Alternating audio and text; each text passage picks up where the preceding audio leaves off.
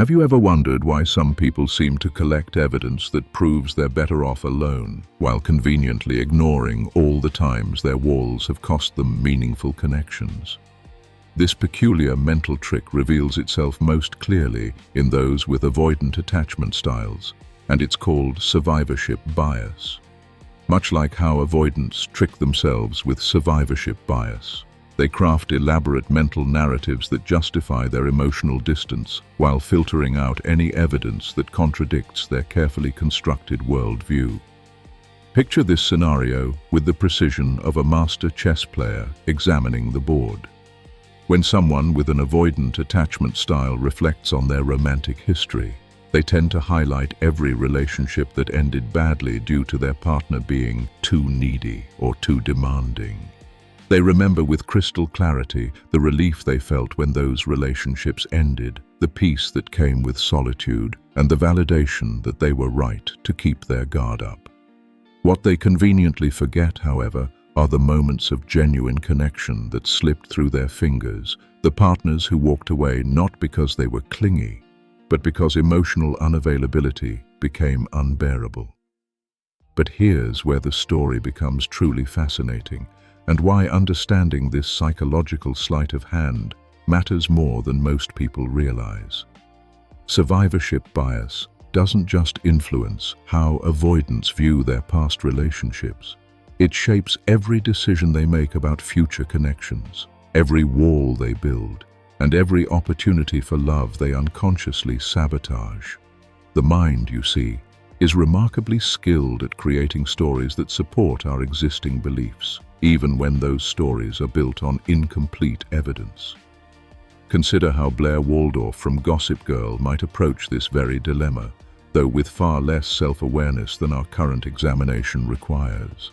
She would likely catalogue every instance where emotional independence served her well in the Upper East Side social hierarchy, while completely overlooking the moments when vulnerability led to her deepest and most meaningful connections.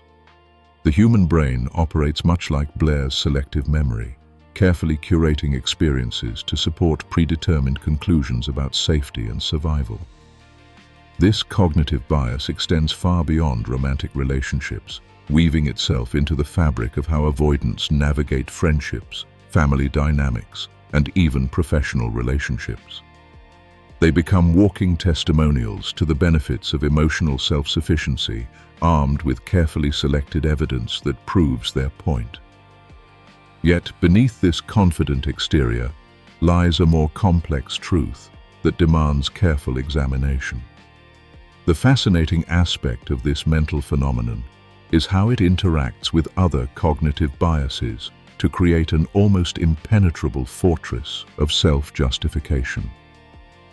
Confirmation bias joins forces with survivorship bias, creating a powerful alliance that seeks out information supporting the belief that emotional distance equals safety.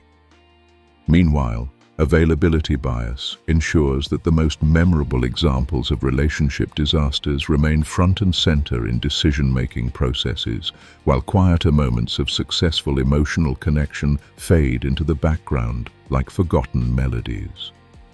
What makes this particularly intriguing is how avoidants become unconscious experts at pattern recognition, but only for patterns that confirm their existing worldview.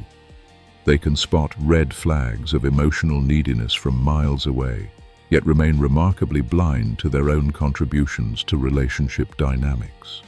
It's rather like being a detective who only investigates cases that confirm their theory about human nature, while systematically ignoring evidence that might challenge their fundamental assumptions about how love and connection actually work. If you want to better understand someone's attachment style, see the link in the description to one of the most popular books on attachment theory. Now, let's explore how this plays out in real life through the lens of human experience, because theory without context is like a map without territory. Imagine someone we'll call Marcus, a successful architect in his 30s who prides himself on emotional independence. Marcus has developed what he considers an impressive track record of recognizing incompatible partners early in relationships, ending things before they become too complicated. Marcus remembers Sarah, who wanted to spend every weekend together after just 2 months of dating. He recalls how suffocated he felt, how her desire for constant communication felt like emotional quicksand. When he ended that relationship, Marcus felt vindicated. Sarah's tearful protests and accusations that he was afraid of commitment only reinforced his belief that he had dodged a bullet. She was clearly too needy, too demanding, unable to respect boundaries or appreciate independence. What Marcus doesn't fully process, however, is how Sarah had initially been attracted to his self-sufficiency, how she had her own independent life and interests. He glosses over the gradual way she began reaching out more frequently, not because she was inherently clingy, but because his emotional unavailability created anxiety in their connection. The more distant Marcus became, the more Sarah unconsciously tried to bridge that gap, creating the exact dynamic that Marcus would later use as evidence for why the relationship was doomed from the start. But Marcus's story doesn't end there, and this is where the plot thickens in ways that reveal the true cost of survivorship bias. 3 months after ending things with Sarah, Marcus ran into her at a coffee shop. She was laughing with someone new, looking relaxed and genuinely happy. For just a moment, Marcus felt something unexpected, a fleeting sense of loss that he quickly pushed aside. After all, he reasoned, she was probably just in the honeymoon phase with this new person who would inevitably discover what Marcus had recognized much earlier. The mind of someone caught in survivorship bias works tirelessly to maintain its narrative integrity, much like how Joe Goldberg from the Netflix series You constructs elaborate justifications for his behavior while remaining convinced he's the misunderstood hero of his own story. Marcus, though far less extreme in his thinking, operates with similar mental gymnastics when it comes to preserving his worldview about relationships and emotional safety. Years pass, and Marcus encounters similar patterns with different people. There was Jennifer, who wanted to introduce him to her friends after 4 months together. Marcus interpreted this as pressure to integrate their lives too quickly, another red flag of someone who couldn't appreciate the beauty of maintaining separate identities within a relationship. Then came Amanda, who suggested they plan a weekend getaway together, which Marcus decoded as evidence of her inability to be content with their current level of connection.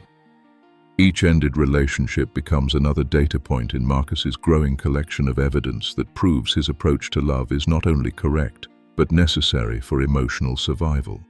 What he doesn't recognize is how his pattern of withdrawal creates self-fulfilling prophecies, turning initially secure partners into anxious ones, then using their anxiety as justification for his original distance.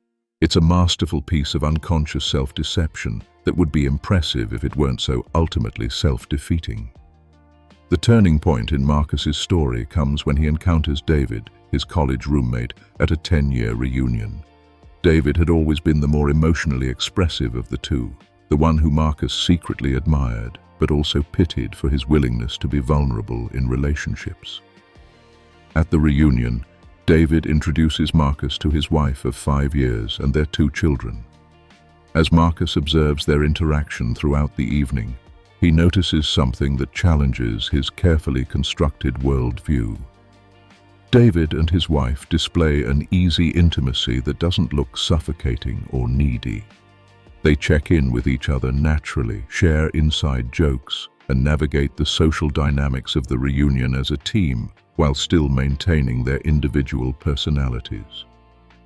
For the first time in years, Marcus begins to wonder if his collection of relationship evidence might be missing some crucial pieces.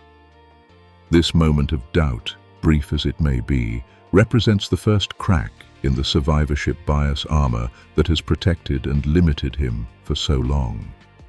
The question that emerges from Marcus's story isn't whether his past relationships were genuinely incompatible, but whether his method of evaluating compatibility was fundamentally flawed from the beginning. This realization opens the door to examining the practical ways that survivorship bias operates in avoidant attachment patterns, and more importantly, what can be done to address it. Understanding how survivorship bias tricks the avoidant mind is only valuable if it leads to actionable change. So let's explore the specific steps that can help break free from this limiting pattern of thinking. The first and perhaps most crucial step involves developing what psychologists call metacognition, which is simply the ability to think about your own thinking. For someone caught in survivorship bias, this means learning to recognize when you're selecting evidence that supports existing beliefs while ignoring contradictory information. Start by keeping what might be called a relationship reality journal, but not the kind of journal you might expect. Instead of recording events as they happen, this journal focuses on examining your interpretations of those events. When you find yourself thinking that someone is being too needy or too demanding, pause and ask yourself what evidence supports this interpretation and what evidence might contradict it. Look specifically for moments when their behavior might have been a reasonable response to your own actions or communication style. The reason this approach works so effectively is that it forces your brain to engage in what cognitive scientists call effortful processing rather than automatic processing. Survivorship bias thrives in automatic processing mode, where familiar patterns get recognized and categorized without conscious examination. By deliberately slowing down your interpretive process, you create space for more complete and accurate assessment of relationship dynamics. But here's where most people stumble, and why this next piece of advice is crucial for lasting change. Simply recognizing survivorship bias isn't enough to overcome it, because the emotional rewards of this bias run deeper than intellectual understanding. The bias exists precisely because it serves a protective function, shielding you from the vulnerability that comes with acknowledging your own role in relationship difficulties. Therefore, addressing survivorship bias requires building tolerance for emotional discomfort while examining your relationship patterns. This means practicing what might be called compassionate curiosity toward your own defensive mechanisms. When you notice yourself collecting evidence that proves a partner is too much or incompatible, instead of immediately accepting or rejecting this assessment, try approaching it like a scientist studying an interesting phenomenon. Ask yourself questions like, what need might this person be trying to meet through their behavior? How might my own actions have contributed to their response? What would this situation look like if both people were doing their best to navigate a complex emotional dynamic? The goal isn't to blame yourself for relationship difficulties, but to develop a more nuanced and complete understanding of how relationship dynamics actually function.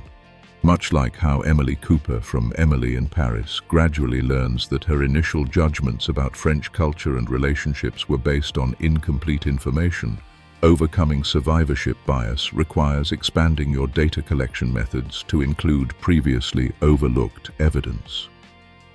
Another powerful technique involves what relationship experts call perspective taking, but with a specific focus on your former partner's emotional experiences. This doesn't mean excusing problematic behavior or taking responsibility for other people's emotions, but rather developing the ability to understand how your attachment style might have influenced their responses. Consider how Serena van der Woodsen from Gossip Girl might have behaved differently in various relationships if her partners had been more emotionally available versus more distant. Challenge yourself to identify specific moments in past relationships where your partner's behavior might have been an attempt to create connection rather than an expression of neediness or clinginess. Look for instances where what you interpreted as demands for your time or attention might have actually been bids for emotional intimacy that felt threatening because of your own attachment style, rather than because they were inherently unreasonable. This process requires developing what psychologists call emotional granularity, which is the ability to distinguish between different emotional states and motivations with greater precision. Instead of categorizing partner behavior into broad categories like needy or demanding, practice identifying the specific emotions and needs that might be driving their actions. Fear of abandonment might look like neediness, but it's actually a different phenomenon that calls for a different response. A desire for deeper intimacy might feel like pressure, but it represents a natural progression in healthy relationships rather than a red flag to avoid. The most transformative aspect of this work involves examining your relationship success stories with the same critical eye you've been applying to your relationship failures. This means honestly assessing whether the relationships you've ended were actually as problematic as your memory suggests, or whether survivorship bias has edited out important details that contradict your preferred narrative. Look for patterns in your relationship endings that might reveal more about your attachment style than about your partner's incompatibility. Practice identifying the specific moments when you began to withdraw in past relationships and examine what was happening emotionally for both you and your partner at those times. Often, avoidants begin to distance themselves precisely when relationships are moving toward deeper intimacy, then use their partner's response to that distancing as evidence that the relationship was doomed. Breaking this pattern requires recognizing these withdrawal moments and understanding them as attachment-style responses rather than accurate assessments of relationship viability. Finally, and this is perhaps the most challenging but important step, begin practicing what might be called experimental vulnerability in your current relationships. This means deliberately choosing to stay present and engaged during moments when your instinct is to withdraw or create distance. Notice how your behavior changes when you're feeling emotionally triggered, and experiment with communicating about those internal states rather than simply acting on them by pulling away. The reason this experimental approach is so powerful is that it allows you to collect new data about what happens when you respond differently to emotional intimacy. Many avoidants assume that staying present during emotionally intense moments will lead to catastrophic outcomes, but this assumption is rarely tested in real-world conditions. By gradually expanding your comfort zone with emotional intimacy, you begin to gather evidence that contradicts the survivorship bias narrative about relationships being safer when kept at arm's length. As we reach the end of this exploration into how avoidants trick themselves with survivorship bias, it becomes clear that this isn't simply an intellectual exercise in understanding cognitive bias, but rather a doorway to fundamentally different ways of experiencing love and connection. The patterns we've examined, from Marcus's carefully curated collection of relationship evidence to the way survivorship bias filters out inconvenient truths about emotional intimacy, reveal something profound about human nature and our capacity for self-deception in service of perceived safety.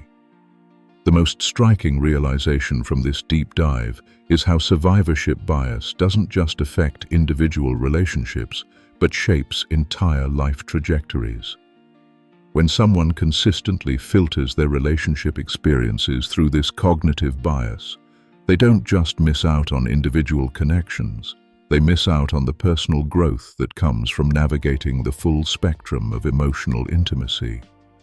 They remain frozen in a version of themselves that might have been adaptive at some earlier point in their development, but becomes increasingly limiting as life progresses and opportunities for meaningful connection present themselves.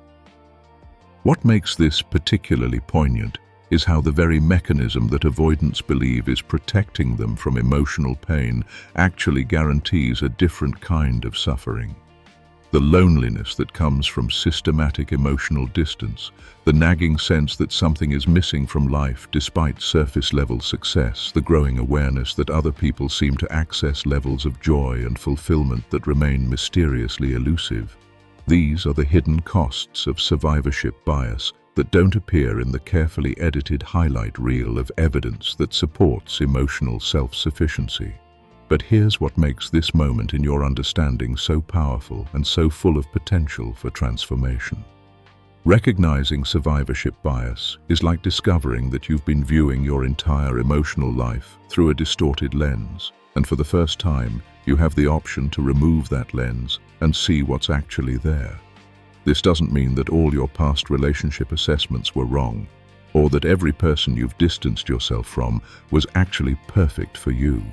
Rather, it means that your data collection methods have been fundamentally compromised, and more accurate information gathering might reveal opportunities for connection that your biased system overlooked.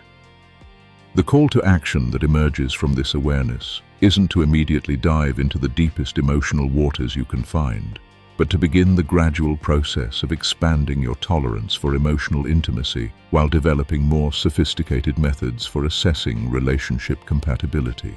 This means learning to distinguish between genuine incompatibility and attachment-style incompatibility, between reasonable boundaries and defensive walls, between self-protection and self-limitation. Start small, but start somewhere. The next time you find yourself automatically categorizing someone's behavior as too much or too needy, pause and examine that assessment with the tools we've explored. Look for evidence that contradicts your initial interpretation. Consider how your own behavior might have influenced their response.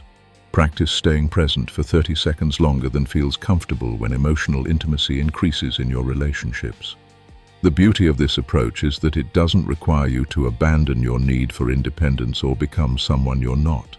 Instead, it invites you to become a more complete version of who you already are, someone who can maintain autonomy while also accessing the profound fulfillment that comes from genuine emotional connection.